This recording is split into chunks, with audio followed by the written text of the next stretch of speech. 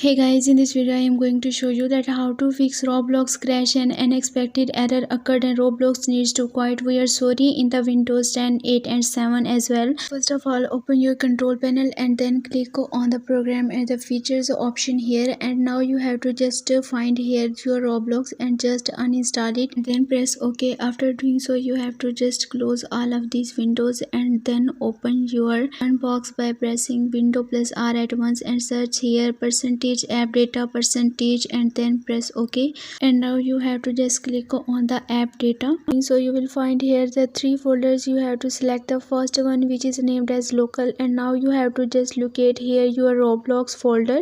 Once you locate it, you have to just right click there and click on the delete option. Basically you have to delete this folder here and restart your PC. After this, open your Microsoft Store and search here your Roblox. After searching, you have to just install this Roblox on your PC. This processing may take a while, so you have to be patient. After downloading, you have to just click on the play button here, and after this you have to just click on the login option here and give the login details, and you will be successfully logged into your account. This installation process is for Windows 10. If you are using the Windows 7 or 8, then you have to just go onto the official website of Roblox and then download the Roblox in your PC, and then click to open this Roblox in folder and then double click on this folder and it will start to installing in your Windows 7 or 8. So that's all for this video. I hope this video will be helpful for you. So give this video a thumbs up and also subscribe my channel. Let me guide. Thanks for watching.